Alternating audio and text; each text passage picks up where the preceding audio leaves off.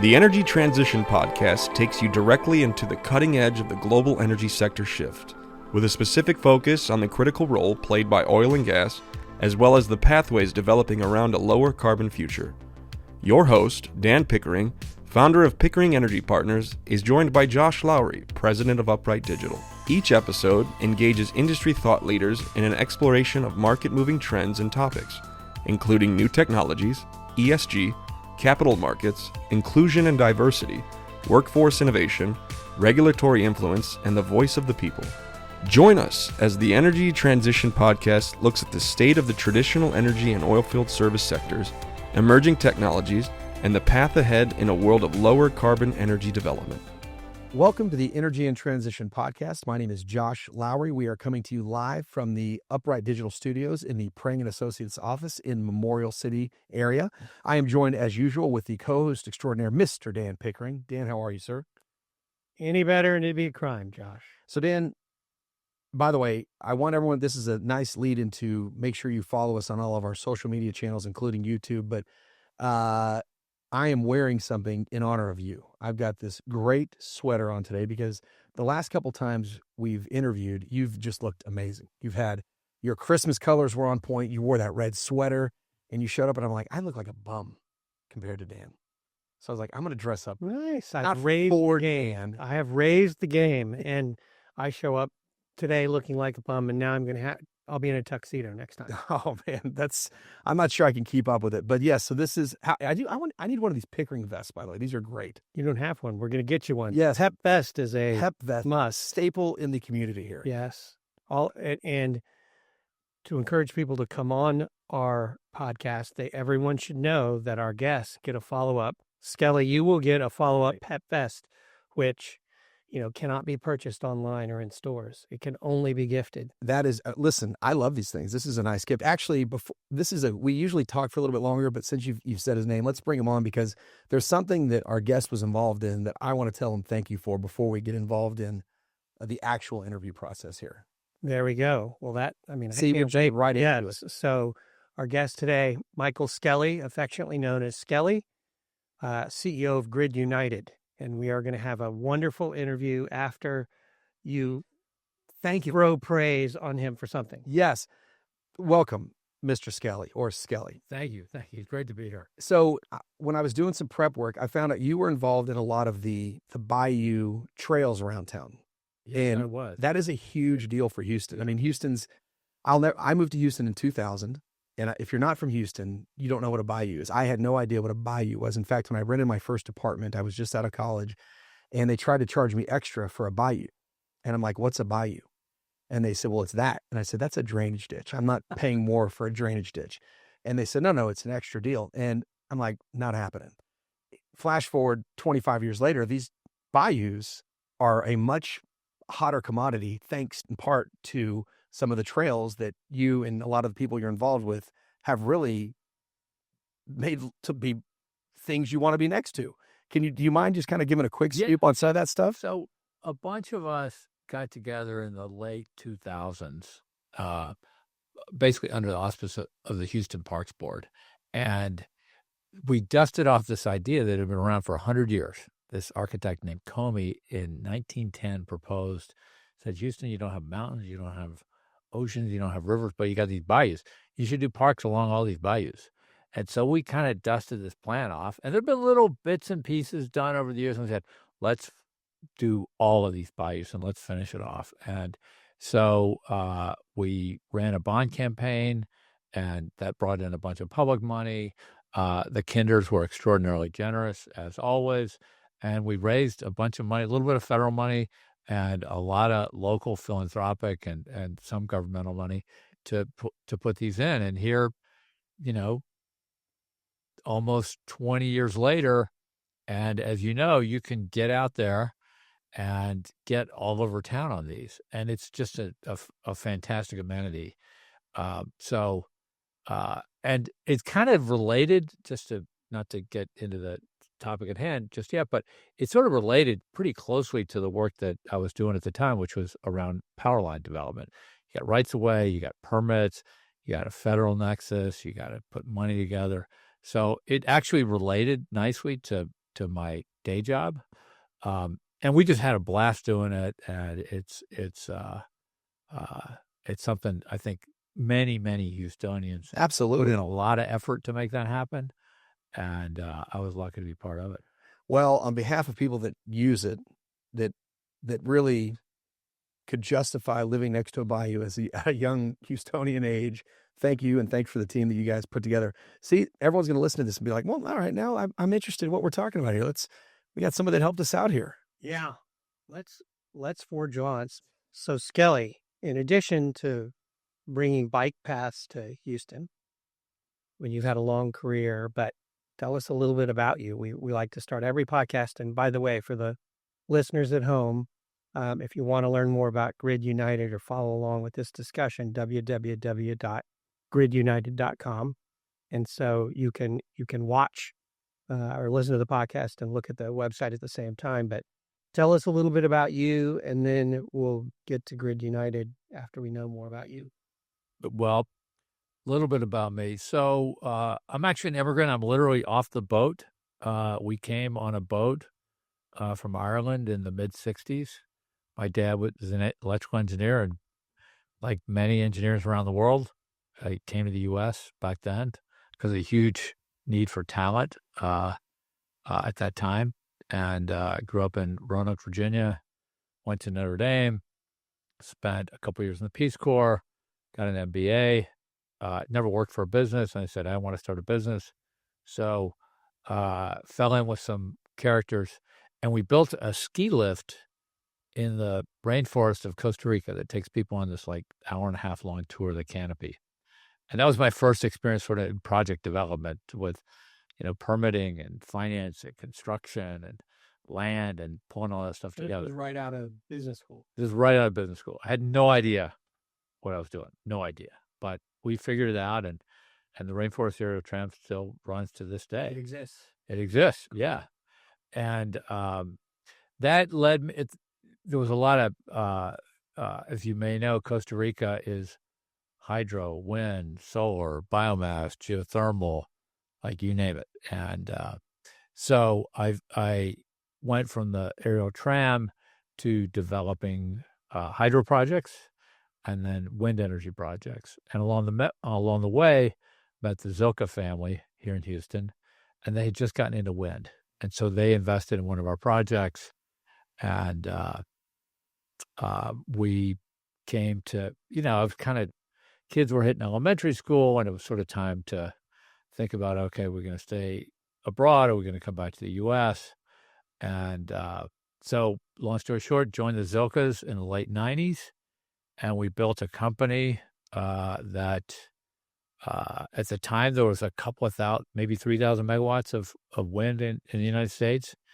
And the thought was, and I always remember Michael Zilka talking about Gerald Hines. And he said, if we can build a wind energy company the way Gerald Hines does buildings, where they're top quality, very customer friendly, work well with the community, so we can build a good company, and wind ever takes off, then somebody will want to own this company. And sure enough, wind did take off. We were in the right place at the right time, and Zilka sold us to Goldman Sachs in 2005.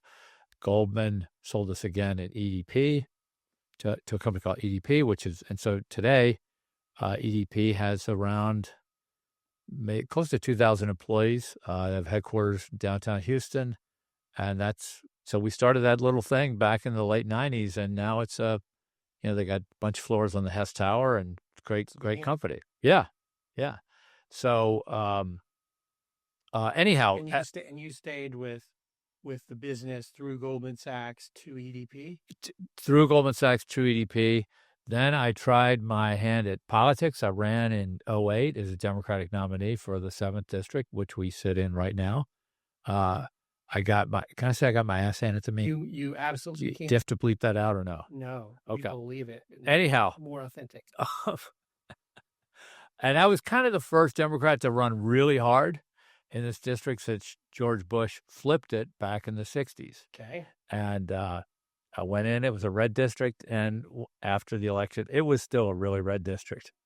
So I was 10 years ahead of my time because Lizzie Fletcher won that seat in 2018. Okay. And, but anyhow, Blazing. yeah, trailblazing. A lot of mosquito bites. Yeah, right. Yeah. So, It's solid blue now. yeah. And so, anyhow, great experience. Highly recommend it. Everybody should run for something at some point in their lives because, we need people to run for office. That's part of our democracy. Yeah.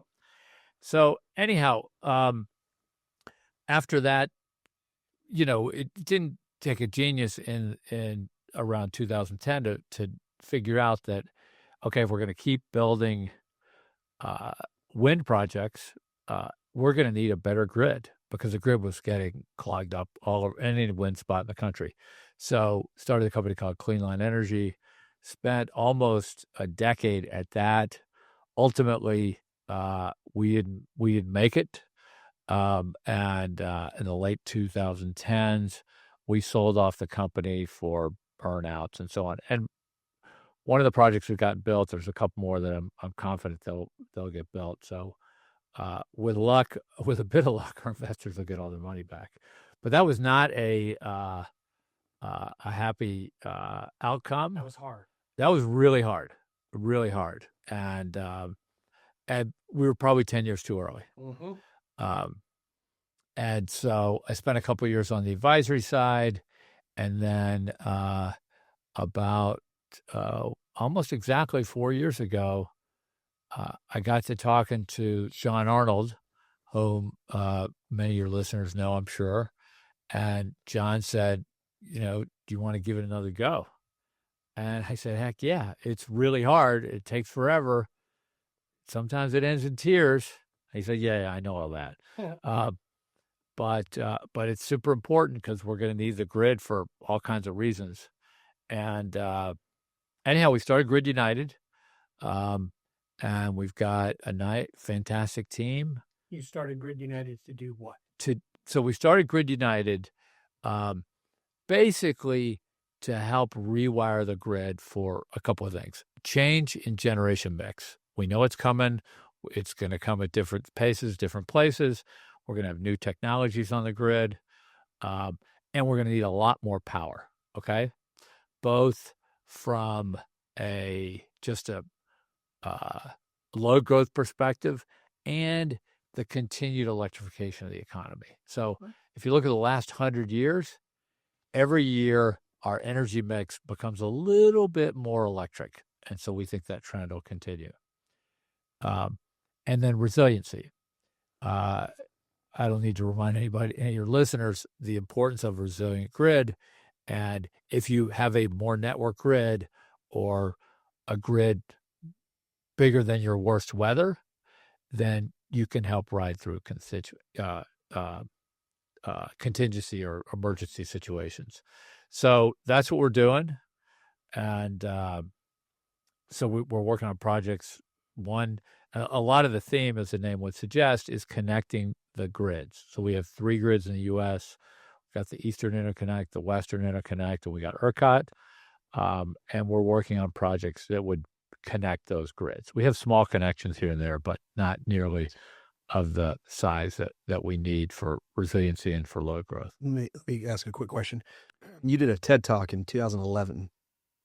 And it sounds familiar. It sounds similar, to what you're saying right now. Yeah. And then you just made a comment that you might have been 10 years too early. How similar to what you're doing now is it to what you were doing 10 years ago? It's actually quite different. So 10 years ago, what we were focusing on was... This was a clean line. Yeah, and Clean Line Energy. Get the wind out of the middle of the country to points basically east of the Mississippi. Right. Okay. Today we're focusing more on connecting the 2 grids, okay, which will serve it's kind of, so the single use purpose, if you will, of Clean Line was get energy to market. And in the case of Grid United, it's a little bit more of a generation agnostic play. And I can talk more about why that's the case.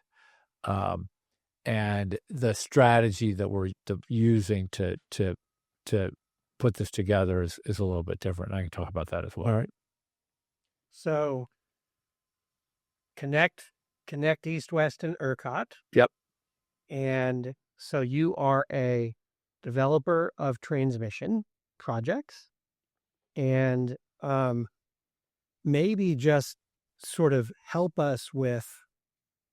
So I think that what's interesting is you started this 4 years ago, and the world's coming your direction, right? With all this data center stuff, for and sure, growth, and yes, EVs and whatnot.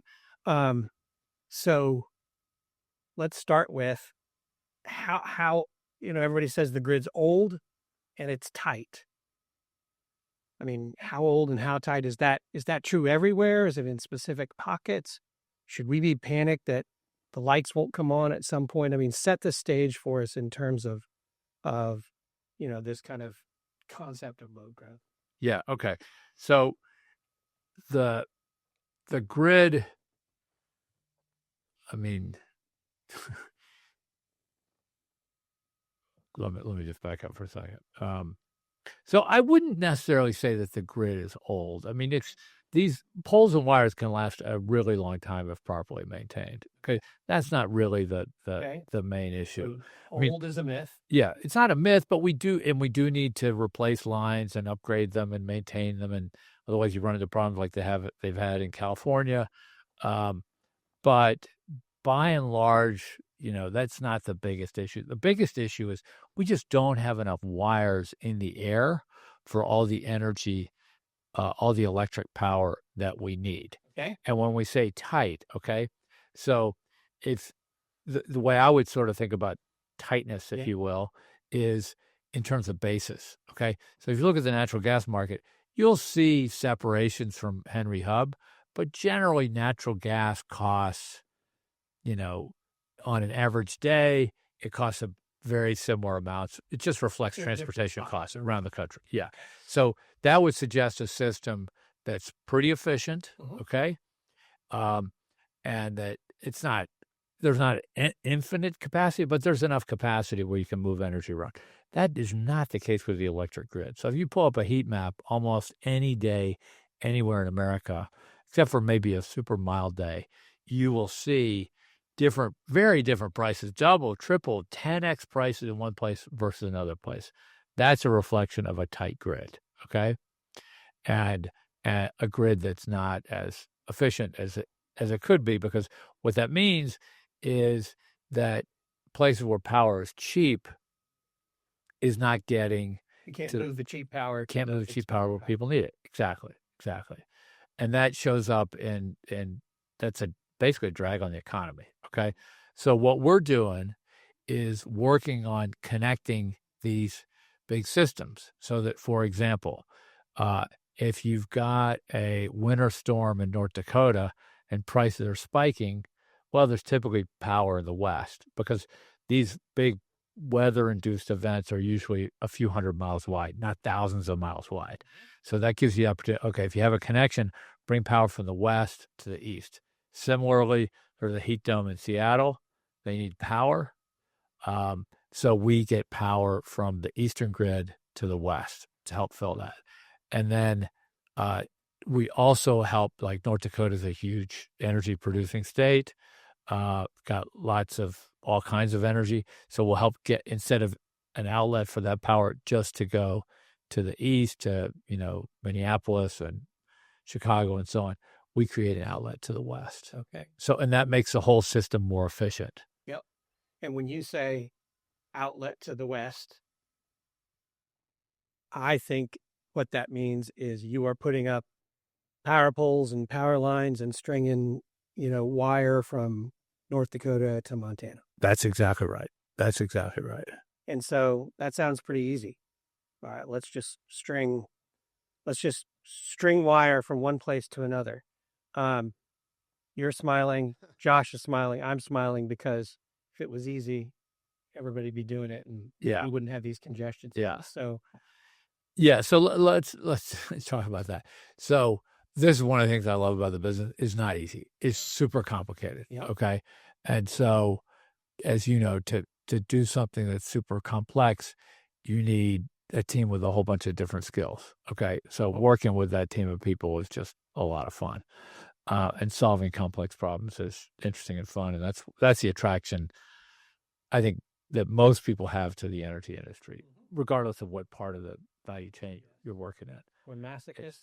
We love the complexity. We complain about it. All at the same We time. complain about it all the time, but we love it. So, so let's just start like very basic. So we have an Eastern grid and a Western grid. Okay. These grids actually don't really even talk to each other. Okay. And they almost live in this pre-Magellan world where there's like the grid ends and that's it. They don't know what's going on the other side, and similar to the other side. So market rules don't line up. The reason we have these sort of separations between the grids, we actually don't plan the grid. We plan the grid basically by state and by region, okay? But we don't plan it interregionally, okay? So that's a problem because we're missing out on the efficiencies if we connect the grids. But it's also like an opportunity for like somebody like us to come in and go like, hey, here's a project that if we connect these two, here's all the benefits it brings in terms of efficiency and reliability and so on. So, but you got to go do it, okay? And you got to like put together all the pieces. So maybe talk a little bit about like how this works. What are the pieces? Yeah. So the pieces begin with like strong spots on the grid on either side. Strong meaning big substations okay. that you can connect to one another so that you can have enough liquidity on each side so that when you connect the two, it works, okay? And enough power can flow that you can get the economies of scale that you need to support a multi-billion-dollar project, okay? So figure out the substations. Then there's a whole bunch of work around route connecting A to B, okay? And route connecting, literally a route. Where is a line on a map. A map. Yeah, and you start with a lot of work identifying all the constraints. Okay, like as in where not to put this project. Okay, because environmental considerations, land use considerations, et cetera, et cetera.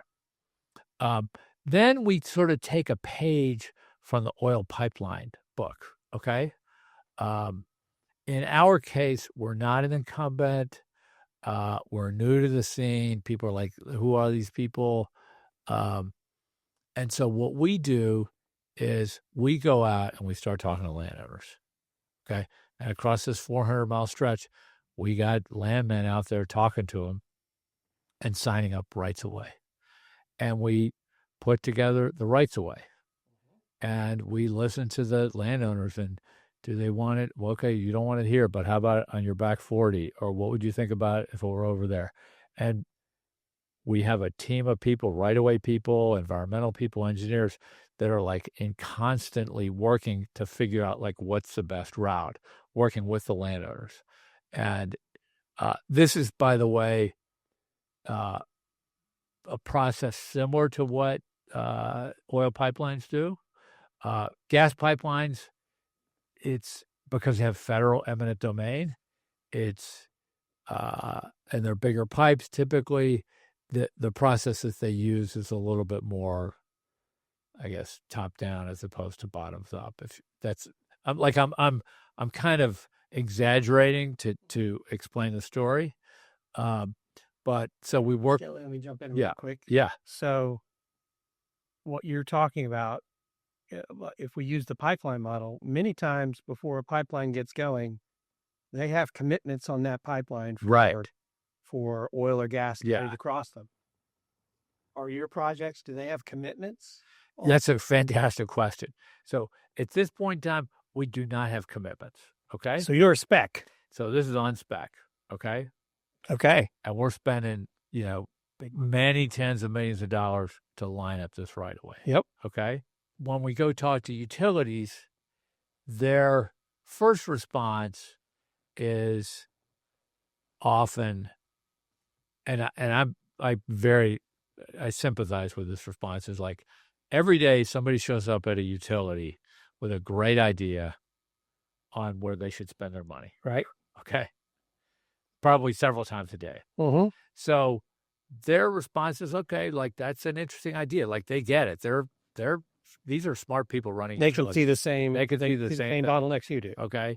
And the way we prove ourselves, and this is my sense of how it's working, is we go, look, we've got the right of way now, and we're in permitting, and we're working with all these folks, and we have support from the governors and the county officials and so on. That's how we kind of prove it out. And then they're like, oh, okay, you guys have actually have a real project here. We're interested. Okay. So the utilities are potentially collaborators, not Correct. competitors. Correct. Okay. Yes, exactly. So, and our business model is basically to go to the utilities that can use this line. Okay. They can use it to meet their reliability goals. They can get access to resources that they couldn't get their hands on before. And they can use it to reduce cost to customers. And so by bringing in cheaper electricity. Bringing in cheaper power. Mhm. Yeah. So we show up with a project that's increasingly real, and they're like, "Oh, this is interesting," and just maybe back up for just a second. So this is a big project. This is 3,000 megawatts. Okay. Okay. So You're talking about this is a hypothetical. no, or this is a real project. This is your real North Plains North Connect- Dakota to North Montana. Plains Connect. Yeah. North Plains connectors. What Yeah. we call it. So it's a 3 gigawatt solution for people that might only have a 750 megawatt problem. Okay. Okay. So you're overbuilding. We're not overbuilding, but we're bringing in a bunch of utilities together around the project. So we put it all together and we organize a consortium, for lack of a better name, of utility participants. Okay. And they will be the ultimate owners of the project. Okay. So we're solving a couple of big, we got this project that solves electrical problems, but we also solve some of the sort of structural issues. So we're planning between the grids. That's very helpful to them. We're putting in development capital, and not just development capital, but long-term development capital. We're risking development capital. And utilities, because of the way they're set up, they're typically dividend plays. So they don't have access to a lot of development capital, and most of them are public. So it's hard for them to think about like, okay, I'm gonna invest in this thing that may not pay out for 10 years. So it's difficult for them to risk this upfront money. And so we kind of do all that. That's kind of our value add is expertise, risk, development capital risk, and sort of a long-term outlook, and a skill set around developing projects, and a particular technology called direct current that we're using to connect these asynchronous grids. That's kind of our value add. Okay. Josh, we got a problem. Okay. The problem is I told Skelly we'd talk for 60 minutes, and I could tell we could go for 6 hours. So, not a problem. I'm listening, thinking about just the political side of that whole. Talking too much. No, not at all. Yeah. What jumps into my head when so you talked about you're bringing together a bunch of utilities. Yeah. So my perception is a utility has a monopoly over a certain area. And so how do you bring a bunch of them together? Because this line is just stretching from one spot to another spot. Yeah, that's a great question. So this particular line, North Plains Connector, goes from Bismarck in North Dakota to a place called Colstrip in Montana. Colstrip. Yeah. Yes. And out of Colstrip, there's several transmission lines, and there's a number of utilities that own interests in those lines. So they can use their rights on those lines to serve their load. Got it. Okay. So there are multiple players here. Yes. And so since we're talking about this specific project, 400 miles, 3 gigawatts, this big connector, all in, what is that project ultimately going to cost? Because I'm going to come back to how much are you exposing to get it to the point where it's really kicking Yeah. off? Yeah. So this is going to be a $3.5 to $4 billion project. Yeah. So it's big. And so you guys are you're the catalyst, you're the spark. Yes. And how much money do you have to risk? I mean, does any given project like this take, 400 miles of right of way and whatnot? Is that a $100 million thing? Yeah, we'll be 9 figures in before That's a lot of money. before it's sort of commercially contracted. Right. So you're making we are 9 figures in. So you're making $100 million bet. Right. 100 million plus. Yeah. That's a big bet. Yeah. And so this is the only project you're working on? I know the answer, by the way, but No, we're working on, this is sort of the biggest project and the most advanced, but we've got a number of other projects similar to this in the pipeline. You're stacking them up. Yeah. And how long until you're putting it together? When does power flow if everything works the way you hope? So we expect to hit notice to proceed in 2027, and we'll be online in 2032. Yeah. Dan, all I could think about when he was describing all that was how many stakeholders you have to make happy. That's probably the wrong word, but just... Oh, we want them to be very happy. Yeah. We work hard at that. There's just a lot of people along that stretch. Yeah. Politically, and shareholders and the landholders and there's a lot of people involved in this. Yeah, it's a big part of what we do is work with stakeholders and try to understand what they care about and what are their needs and how we can build a project that works for them too. It's really interesting because you get out in these one-on-one conversations that you have with landlords, like people get it. People understand, like, we need a big, strong grid. And it's our experience that if you treat people, with respect and fair, we pay a little bit more for right away because we think it's worth it. And it's worth it to all the beneficiaries who might be 1,000 miles away from them. So, so far, I think this approach is going to work, but it's early days. Not early days, but we're getting there. We're not declaring success. Yeah, you're within a couple years. And so at this point, have you applied for permits?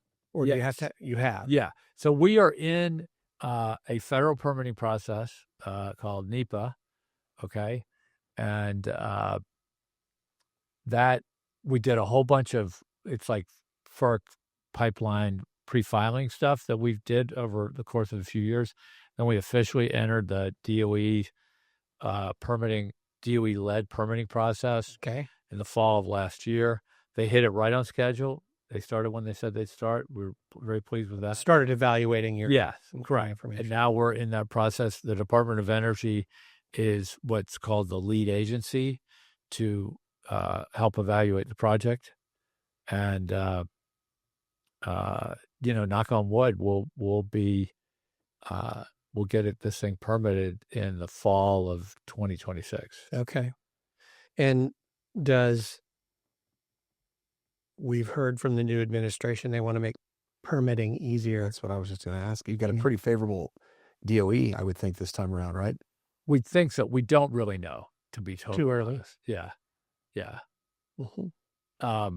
I think there's probably a tension between expediting permitting, and then there's also personnel reduction taking place, and we just got to work through all that. Yeah.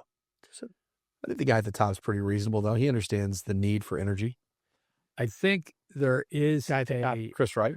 Yeah, I think there is a very clear understanding, really specifically across the government, and you see this in the executive orders, that there is an emphasis on not just energy but the infrastructure that you need with that energy. So, knock on wood. Yeah, I'm going back to the North Plains connector for a second. 400 miles, 3.5 to 4 billion. Is my math right? It's 10. Is it the right way to just take the dollars divided by the miles, or is it more complicated? Yeah, not really. No. Okay. So, at each end of the line, we have these massive we call them converter stations. Okay. And they convert the power from AC to DC and then send it across and then convert it from DC back to AC. So of the total project cost, that might be those will be $1 billion plus. Okay. Okay. Got it. Okay. And so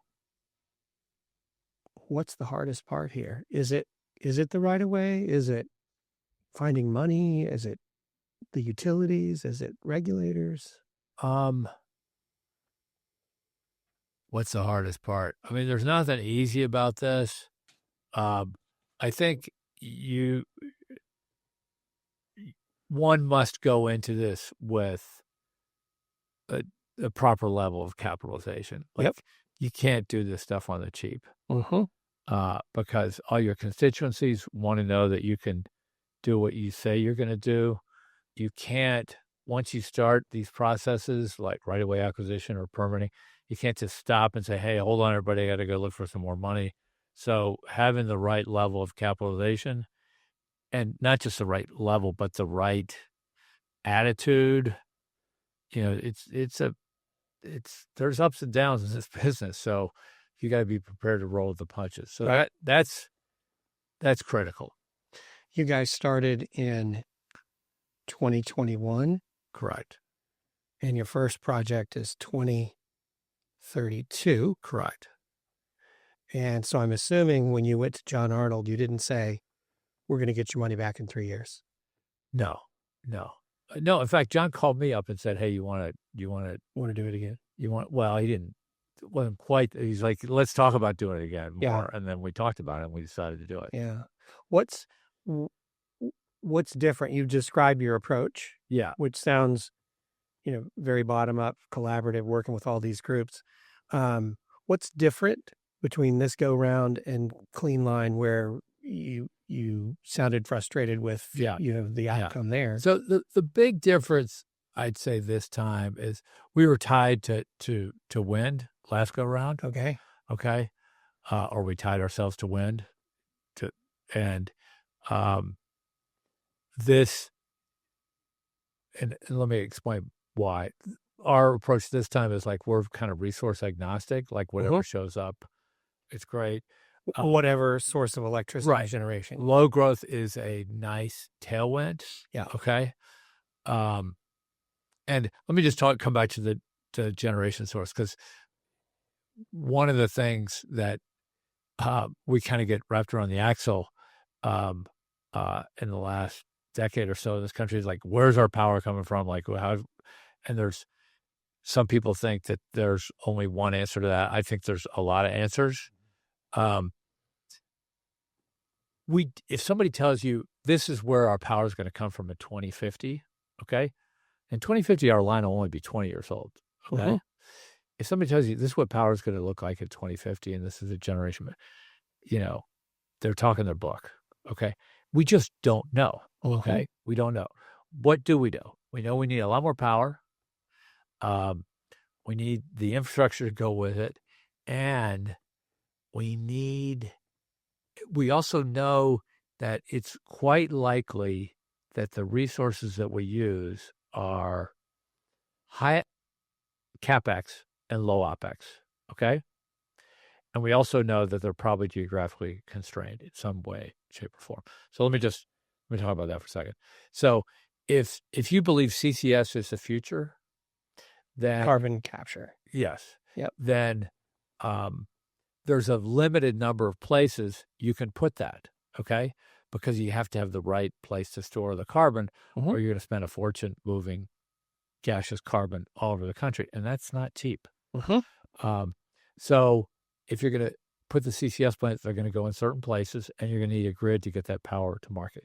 If you believe the future is geothermal, okay, then there's certain rocks that are hot and others that aren't as hot, and so you're going to put it there. So you got to get that power around. If you believe it's the future is solar, wind, whatever, they almost all have some geographic constraint or another. Small modular nukes, perhaps not, okay? But the other feature that I think we should bear in mind is the high CapEx, low OpEx. If you build these new generation sources, you want to run them flat out. You want to run them all the time because you just spent a lot of money to build them. So you want to get every kilowatt hour you possibly can out of them. And so that speaks to move power around. We got a few choices. We got to move it around, and for that we need a grid. We can store it. That's not cheap. Or we can change how we use it, time of day, et cetera, et cetera. And we will do all of those things, but the ability to move it around is incredibly important. Mm-hmm. One of the things that Josh called me a goofball, but I didn't realize until I started looking at power stuff, and it's been a while ago, but still, if you got an oil and gas pipeline, molecules move from point A to point B. Mm-hmm. And what I hadn't realized is in the grid, you don't know where the power you're consuming was generated. It's flowing, and it flows to different spots based on where the demand is. And I was blown away. It's like, I have no idea if I'm consuming power generated in West Texas or in Minnesota or something. So,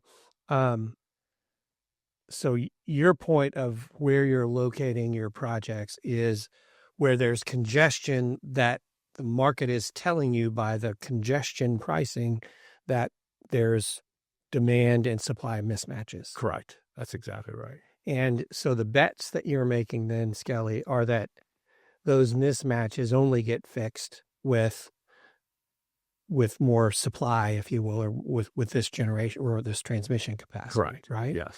And so if somebody adds a ton of generation on one side or the other of a project, is that bad? Probably good. It's probably good. Probably good because it gives More that generation is going to need an outlet. It's got to go somewhere. Yeah. Yeah. Okay. Okay. And so you told us about North Dakota to Montana. You're pretty far along on that. Where are some of these other congestion points? Are those secrets because you're not as far along, or no? How does that all work? So we have another very interesting project from Pueblo, Colorado, to Guyman, Oklahoma. Okay, and that sounds like a long distance. Is it? It's about 300 miles. Okay, and similar story there in terms of right-of-way acquisition and county permits and so on. Is that the South Line or the Pecos? This is called Three Corners, okay? And so this project will basically accomplish the same sorts of things. So Colorado has massive load growth, okay? There's a big effort to do a lot of wind and solar in Colorado. That means you're going to have times of excess, okay? And so we'll create a path to the east. There's a lot of generation in Western SPP. Southwest Power Pool, which is sort of North Dakota all the way down to Texas, that particular grid. And so we'll help move excess power out of SPP into Colorado, and we help reliability on both sides. And are your projects, do they make batteries less valuable or less needed? A little bit, yeah. It would seem like you've got so there's above the ground right movement as opposed to storing it stationary. Correct. Batteries are simpler and easier, obviously, to install, but you get 2 to 4 hours. Yep. Maybe. Well, there's technologies coming along with like 100-hour batteries, and so the dollars per kilowatt hour have to be a lot higher for batteries than they are for. That is correct. That is a good way to think about it. What are the dollars per kilowatt hour that you need? And for transmission, it's like there's a bunch of studies around this, but basically the need for transmission drops off when dollars per kilowatt hour are less than $10 a kilowatt hour. Okay. So there's probably 10 people on this podcast who are fluent in that kilowatt hour number, but that's wrong. And you and I aren't either of them. Okay. So you've got a number of these projects underway. Utilities become your probably your collaborators, financiers, and will Grid United, will you hold a piece of this project, or is your developers tend to flip or sell? Are you going to be sellers, or are you going to be holders? We're about like, I had a partner once, and he would say, Skelly, he was a Dutch guy. He'd say, "I am not right. You are not right. The project is always right." And what he meant was that he was right.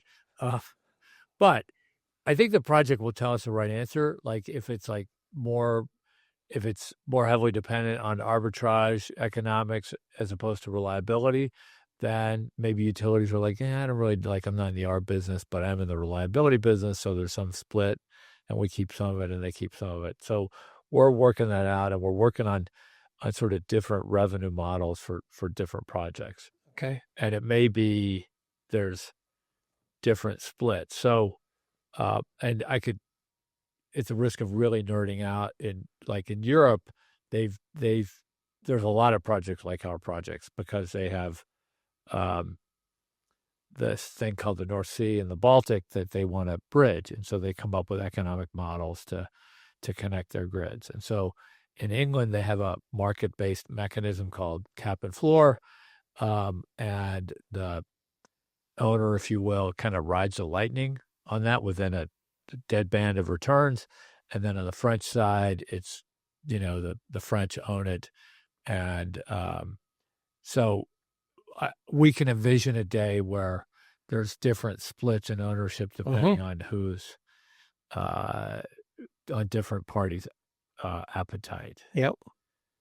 Let's talk a little bit about, so we think about these different revenue models that might have different capital requirements. Mr.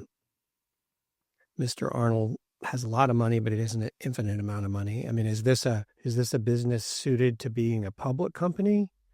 Is it a private equity backed? Do you find infrastructure money to do that, or do you feel better as a developer and stay small and focused? So, if you think about it, this is, by the way, I think this is a challenge that we have as a country. So, I'd quote him, but I'm not sure my friend wants to be quoted. The utility sector has a big challenge in that their payout ratios are really high. Okay. So at exactly the moment when we really need utilities to grow and reinvest all their capital now, yep. Okay. They pay out, I don't know, 65% of their earnings in the form of dividends. At the same time, we've kind of lost some muscle memory in the U.S. in terms of how to build big electric power projects. And so they find themselves less skilled than they were 30 years ago. The grid planning exercise has been passed off to the regional transmission organizations and so on. So that's a value that we can help bring to this. So in terms of our ultimate, what does the end state of our company look like? We don't really know, but public companies aren't known to take the size of bets that we're taking. I think there's probably a scenario where there's infrastructure capital interested in specific projects, but infrastructure capital typically doesn't want to take the risks that we're taking on the development side. So when we get to 2031, 2, 3, what will happen is you'll have North Plains Connector done or close, and you have 2 or 3 other projects that are moving quite along, and then you'll be swarmed with people that want to work with you because you'll have de-risked both the process and a bunch of projects, and so naturally the money shows up when the risk goes way down. Hopefully that'd be very inexpensive money and great returns for the projects you guys have put together. So I'm pleased with ourselves, Josh, that we went however long we've gone, and we're just now getting to data centers. Data centers. All right, here we go. So do you think all this is the real deal? How big could it be? What's it all mean? We're kind of asking everybody that touches the power business how real they think data centers are. What's your take? Yeah, I don't know. I really, really don't know. Okay. Damn it. We are seeing it show up in terms of customer interest in our projects, like that utilities want to act on our projects and participate in our projects because they want to meet these new loads. Right. Yep. Okay. The issue, So utilities are acting like it's the real thing. the utilities are acting like it's a real thing. What we don't have, like, we're sort of a indirect play because we're not building lines to connect to data centers. Yep. So it feels quite real from that perspective. When we've had conversations with folks in the data center world, they go, "Are you kidding? 2032? Like, I need power like yesterday." Yeah. Mm-hmm. So there's a bit of a disconnect between our world and their world. Mm-hmm. Yep. Well, at some point, whatever the bottleneck is becomes the world. It doesn't matter how fast you want it. You get it when you get it, right? Yes. Is there any advantage to using their franticness to your advantage? Because it seems like the people that they are have a lot of attention on them right now. Yeah. Yeah. I know that's a terrible way to phrase that sentence. Yeah. I don't. Let me raise sort of a larger point on this. Like, this debate there's a debate playing out around the country right now in terms of, like, who's going to pay for the grid that we need for these data centers. Okay. And the data centers talk in terms of national security. Okay. We've had this moment before. It was called World War II. Okay. And we connected the grids, we built higher voltage, we built a ton of power plants, we built lots of factories. We needed a lot more power, so we responded for this moment of national security. The difference now is, like, good, bad, and different. I don't think, like, that you hear about national security, but, like, okay, there's not like at least that I'm aware of, like an understanding that the public has about, like, this is why this is important to national security. Okay. And I think we should have a more sort of fulsome discussion on that topic. Because if it is, then that would support the construction or the support of a more national grid across the board, as opposed to, like, each state trying to figure this thing out for ourselves. Because today, the way this works, and I had a conversation yesterday with a friend who's a commissioner, and he's like, "Hey, we're trying to figure this thing out. We want to bring these customers to our state. We want it for economic development, et cetera, et cetera. But if they don't show up, or if they say they're coming and they don't show, and we build all this grid, then my other customers have to pay for all this stuff. So how do we structure all this stuff?" So that debate, I mean, Indiana has a tariff that they filed, and Ohio's had this discussion, and Louisiana just announced a deal. And so there's a lot of discussion about, like, how to get this right, and how to make sure, basically, that if this doesn't play out as some people say it will, that, non-data center company customers are held harmless. But at the same time, you can also make the argument, like, well, yeah, we've overbuilt the grid in the past, but we always grew into it anyhow. So what's the big deal?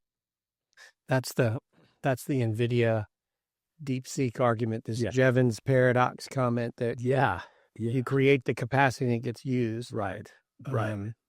Which certainly seems to play out in my personal life. If I create the capacity on my credit card, it gets used somehow. I'm just here's the other paradox. It was like, that was good, Jevons paradox. Yeah. Because I didn't know the term until I read it in the New York Times a couple of days ago. So the other kind of interesting question here is, like, let's go back again to World War II. So we built out the grid. We all paid for it. Everybody in the country paid for that grid.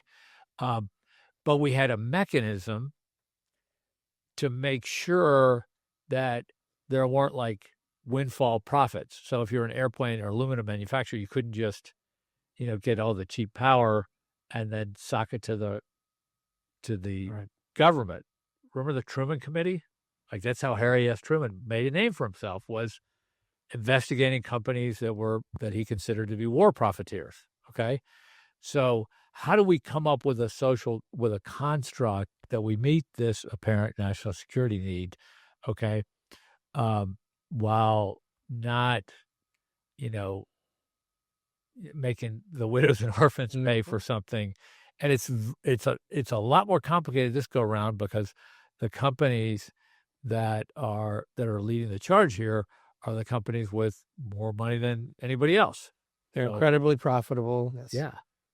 Incredibly powerful. Yeah. Influential. And they're making very substantial investments, which arguably we all ought to appreciate. Yeah.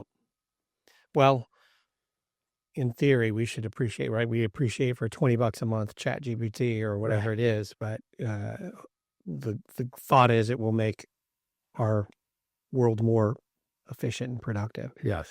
And hopefully it does. I wish that was the only one I'm subscribed to. We're in them all now. Oh, really? All of them. I mean, we're paying for Chat and Copilot, and it just seems like we're Perplexity. I'm testing them all just to see which one is the best.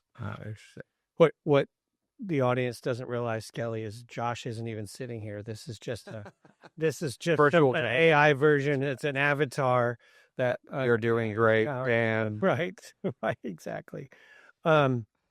Skelly, is there anything else about power, the grid, transmission, Grid United that we should talk about before we circle back and maybe finish where we started? Because I want to talk about your car or lack thereof. But I was hoping you'd get to that. Yeah, but anything else that is important for people to hear about what you're doing or what you're thinking about or what's important to you?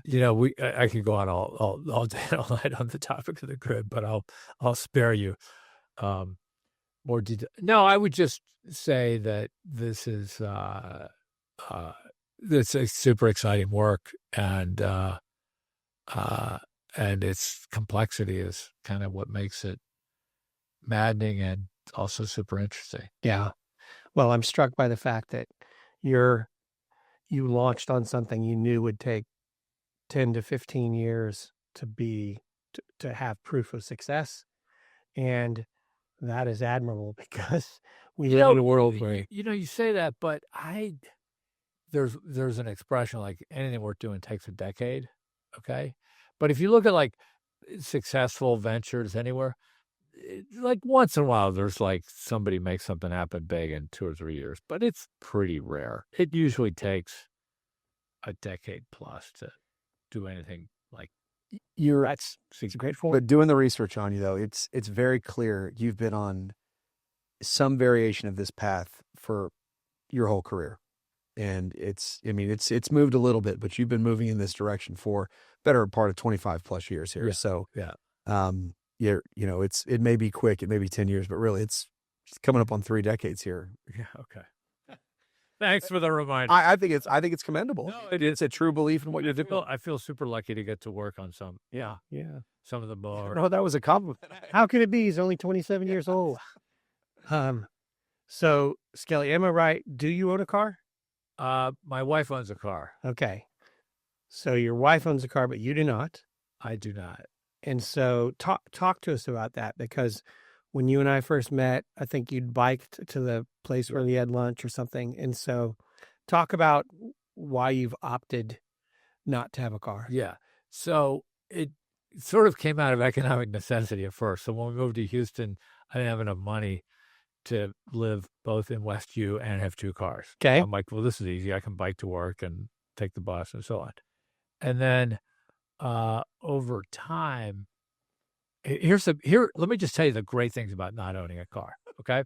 So last night, I meet my wife for dinner. Okay. I Uber there. We hang out. We ride home together. Okay. So in her car.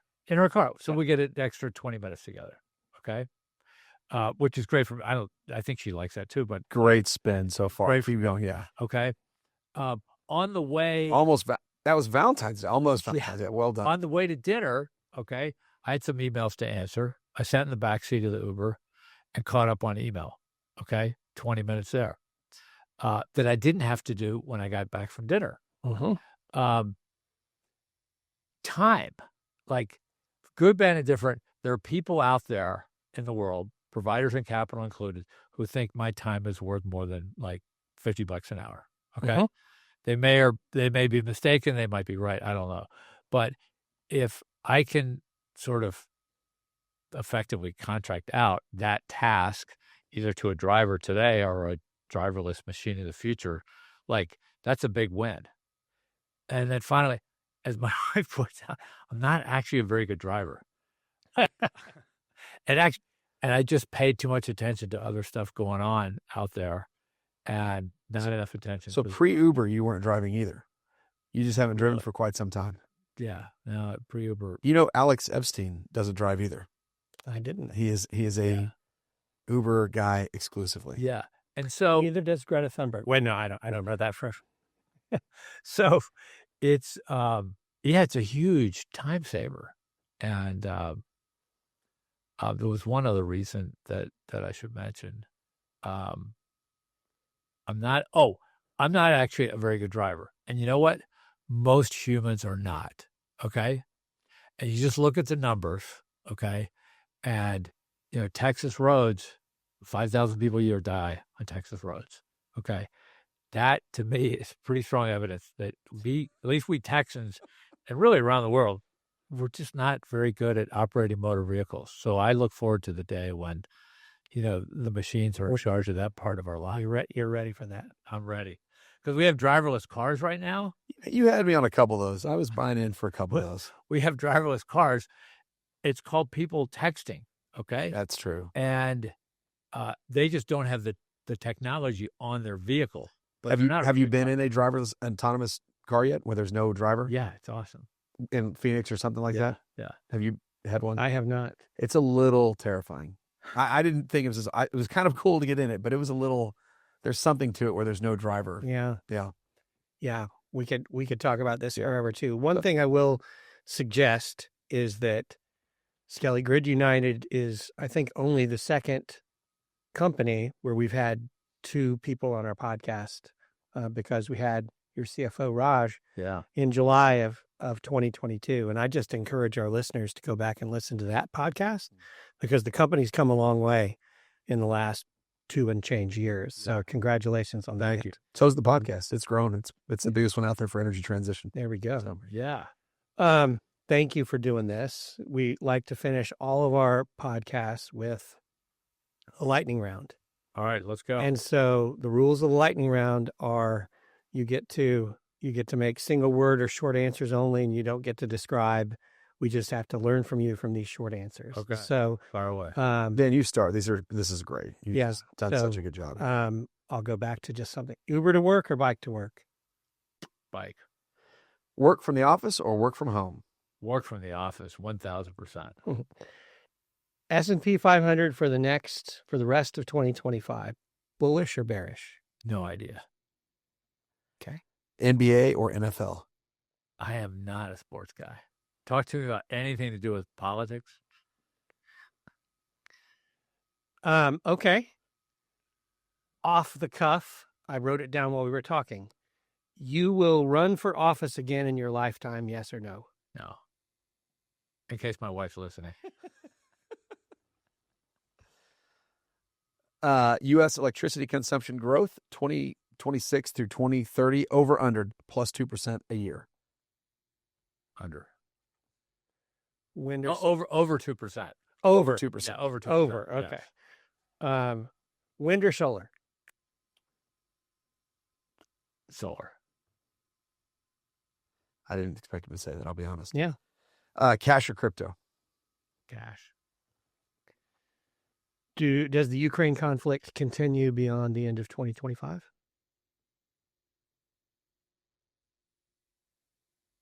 Yes. Will the world hit net zero by 2050? No. And then I'm going to ask this real quick. Will AI, will it remain tamed or Terminator Is it real? Is it a real possibility? Real possibility. Okay. And as a Houston native, I hope you give the right answer to this question. Will the Houston Texans make the Super Bowl in the next decade? Yes. Yeah. Good job, buddy. But I did say I know nothing about sports. You had him at yes. Yes, you had me at yes. That's one where all I need to hear is yes. Michael It's Skelly. your only way to get back on the podcast. That's right. And we'd love to have you back. Michael Skelly, CEO of Grid United. Thanks so much. The website is www.gridunited.com. We're excited to see what's next. Thanks for being on the podcast. Thanks for having me. That was a blast. Thank you very much.